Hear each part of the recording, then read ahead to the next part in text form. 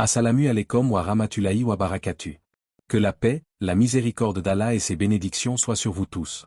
Et paix, shalom ou que Dieu vous bénisse, à nos chers frères et sœurs chrétiens qui nous honorent de leur présence ce soir, acceptant de s'asseoir dans cet espace de lumière, de dialogue et de recherche sincère de la vérité. C'est un immense privilège d'être ici. Je m'appelle Anas Ibn Mansour, et je suis un humble étudiant de la Dawa, l'appel à l'islam. Bismillahi ar-Rahmani ar-Rahim. Dr Zakir Naik, votre dévouement à la clarification et à la présentation de l'islam à travers la raison, la science et les écritures est une source d'inspiration et de guidance pour des millions de jeunes musulmans et non-musulmans à travers le monde, y compris moi-même. Merci d'avoir accepté d'éclairer notre discussion ce soir. Le titre de notre échange est percutant et très actuel, alerte maximale. Macron prépare une mesure explosive pour l'islam. Dr Zakir Naik répond. L'actualité récente en France et dans d'autres pays européens est marquée par des débats intenses sur l'islam, la laïcité, et la nécessité perçue de réguler les communautés musulmanes via des mesures législatives. On parle de lois visant le séparatisme, le financement des lieux de culte, et la formation des imams. Pour beaucoup de musulmans, ces mesures sont vues comme des tentatives d'encadrement ou de restriction de la foi.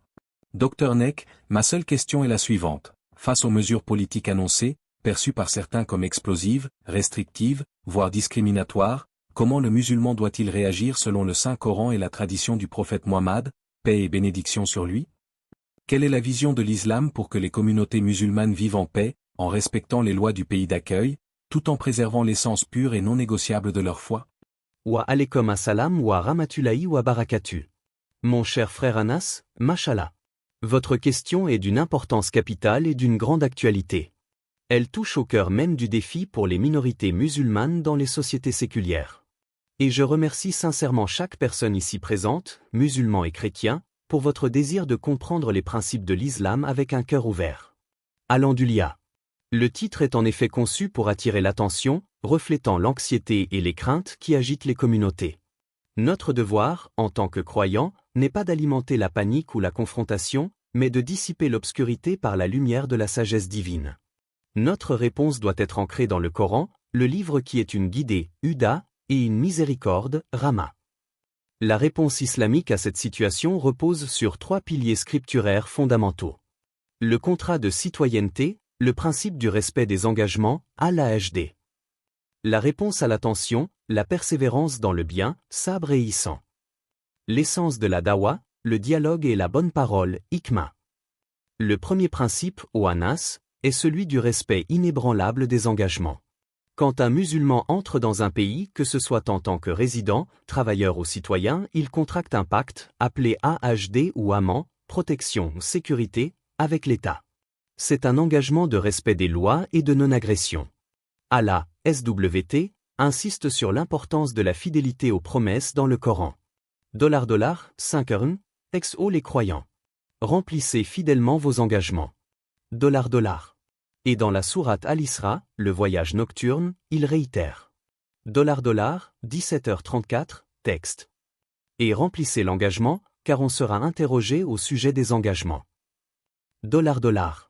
L'application, si le gouvernement français, par exemple, adopte des lois qu'elles concernent le financement des mosquées ou la formation des imams, le musulman est tenu de les respecter, car cela fait partie du contrat tacite de citoyenneté. Tant que ces lois ne nous forcent pas à commettre un péché absolu, haram, ou à renoncer à un pilier de la foi, phare, l'obéissance est religieusement obligatoire. Nous ne pouvons pas trahir la confiance ou le pacte de sécurité établi. Le pacte de Médine, établi par le prophète Mohammed, PBL, est notre modèle historique. C'était un document constitutionnel qui liait les musulmans, les juifs et les païens de Médine sous une autorité politique commune, garantissant la liberté de culte de chacun en échange de la loyauté et de l'aide mutuelle. L'esprit est clair, la loyauté civique est une exigence islamique. Le deuxième pilier concerne la manière de réagir lorsque ces mesures sont perçues comme difficiles, injustes ou hostiles. La réaction islamique n'est jamais la violence, la rébellion désordonnée ou l'incitation à la haine. La réponse est double, le sabre, la patience, persévérance, et l'ihsan, l'excellence, bienfaisance. Le sabre, la persévérance, nous sommes avertis que la vie sera pleine d'épreuves, y compris l'adversité et la peur. $, 2, 155, texte très certainement, nous vous éprouverons par un peu de peur, de faim et de diminution de biens, de personnes et de fruits. Et annonce la bonne nouvelle aux endurants. $. Le musulman doit faire preuve de résilience et utiliser les canaux légaux, dialogue politique, voie juridique, pour contester l'injustice sans jamais enfreindre le pacte civique.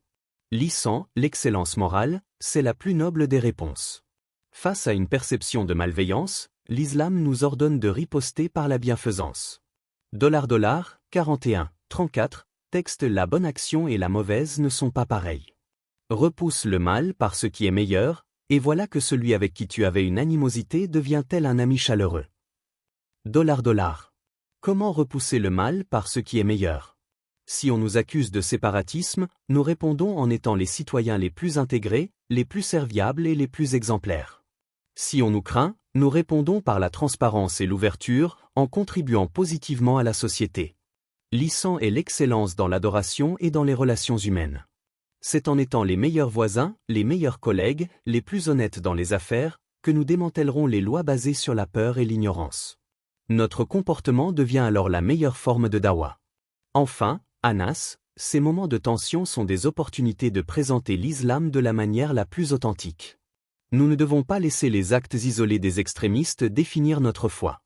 Nous devons parler, dialoguer, avec sagesse, hikma. $, 16, 125, texte. Par la sagesse et la bonne exhortation appelle les gens au sentier de ton Seigneur. Et discute avec eux de la meilleure façon. $. La meilleure façon, la méthode la plus douce, la plus logique, la plus respectueuse, est notre seule voie. L'islam n'a pas besoin d'être défendu par la colère, il doit être présenté par la lumière de sa vérité et de sa beauté. Ces mesures politiques doivent nous inciter à nous organiser et à parler d'une seule voix pour clarifier que l'islam est une religion de paix, de justice et de respect des nations. Alhamdoulilah. Reprenons, chers frères et sœurs. Nous avons établi que l'islam exige de nous le respect du pacte de citoyenneté et la réaction par l'ihsan. Mais cela soulève une question essentielle. Si nous percevons une injustice dans les lois, devons-nous simplement nous taire et accepter? Absolument pas. L'islam est la religion de la justice, ADL. La justice est si cruciale qu'Allah, SWT, nous ordonne d'être justes, même si c'est au détriment de nos propres sentiments ou de nos proches. Dans la sourate An-Nisa, les femmes, le commandement est sans équivoque. 4, 135, ô les croyants. Soyez stricts dans l'établissement de la justice, assumant votre témoignage devant Allah, même si c'est contre vous-même, contre vos pères et mères ou proches. Cela signifie que notre quête de la justice doit être motivée par Allah, et non par la passion tribale ou la rancœur communautaire. Maintenant, écoutons le verset qui doit guider toute notre interaction avec un gouvernement ou une société qui pourrait nous être hostile. C'est l'un des joyaux du Coran, dans la sourate Al-Maïda, la table servie. 5h08, ô les croyants. Soyez stricts dans l'application de la justice, et soyez des témoins véridiques pour Allah, même si c'est contre vous-même ou contre vos parents et proches. Et que la haine d'un peuple ne vous incite pas à être injuste. Soyez justes, cela est plus proche de la pitié. Et craignez Allah. Car Allah est certes parfaitement connaisseur de ce que vous faites. Méditez sur la force de cette phrase, et que la haine d'un peuple ne vous incite pas à être injuste. Même si nous pensons que les dirigeants français, ou une partie de la société, nous craignent ou nous détestent, même si les lois nous semblent motivées par l'islamophobie, nous n'avons pas le droit de répondre par l'injustice, la violation de la loi, ou la haine.